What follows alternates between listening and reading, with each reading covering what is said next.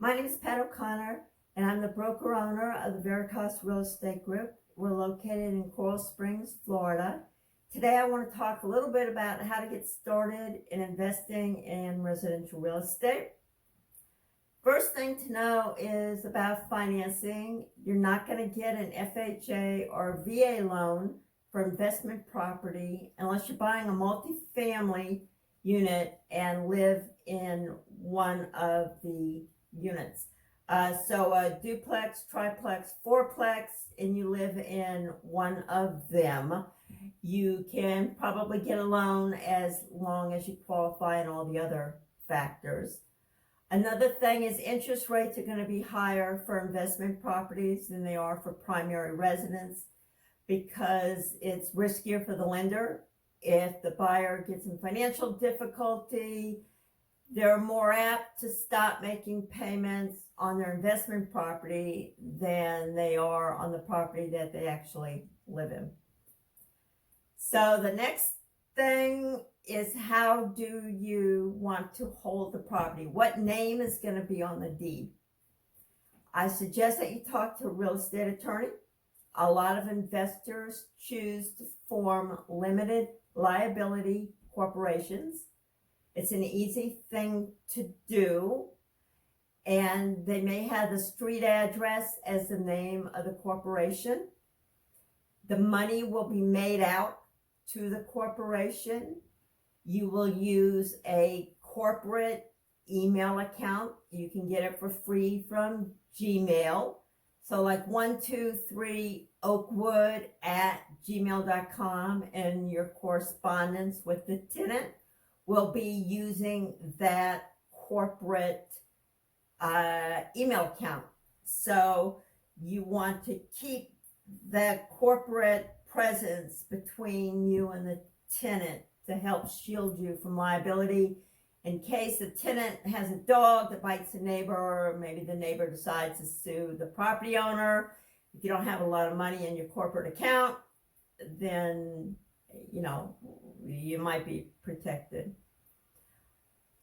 Another thing to consider is, do you actually have the personality to be a landlord? Do you want to get phone calls at 10 o'clock at night that there's a plumbing leak, that the garbage disposal is making a funny noise, that there's a rat in the house? All of these kind of things can happen if you're a landlord.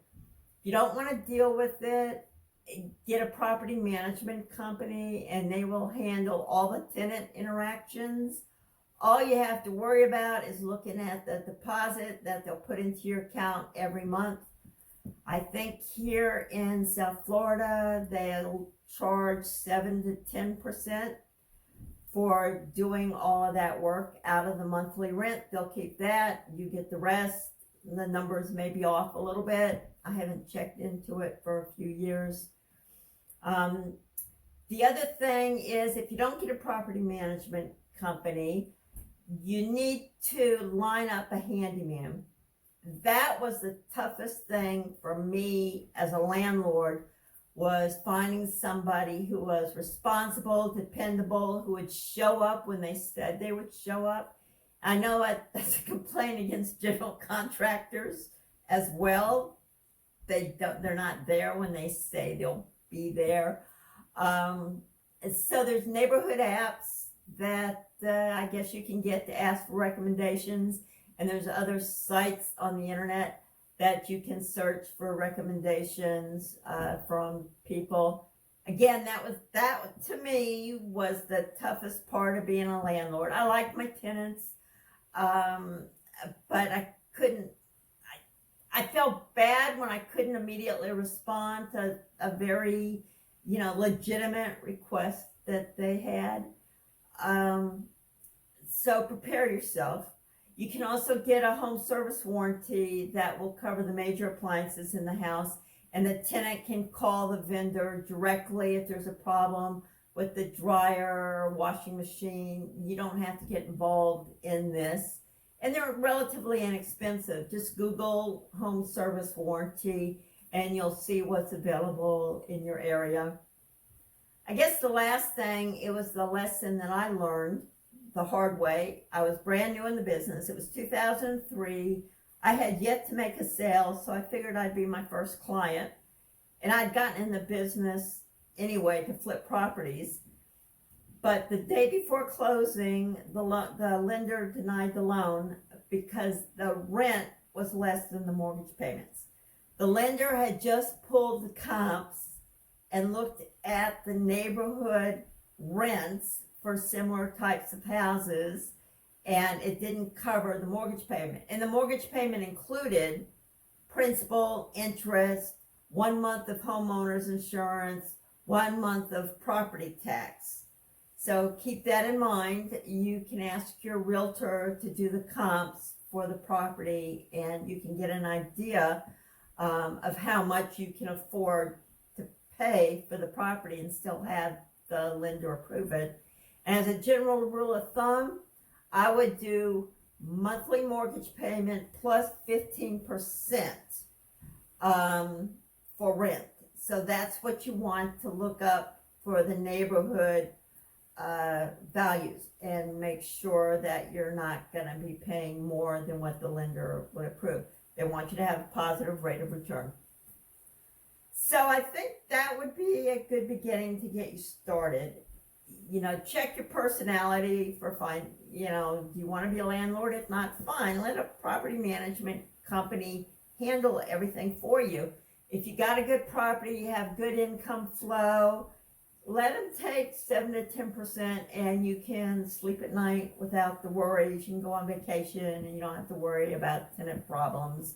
And, get income for years. If you get a good, tenant in there, do everything you can to make them happy, because some of the tenants, in my experience, aren't so great. But you can build your wealth. You can do it worry-free if you have property management company, and as long as the rental market stays strong. There's a risk if the rental market drops, if property insurance and property tax go up so high that's cutting into your profits. There's always that kind of a risk. So just keep that in mind and have fun with it. If you like this video, please click the like button, subscribe if you don't want to miss any of them. I will be doing more videos on investing later, so stay tuned. Thank you.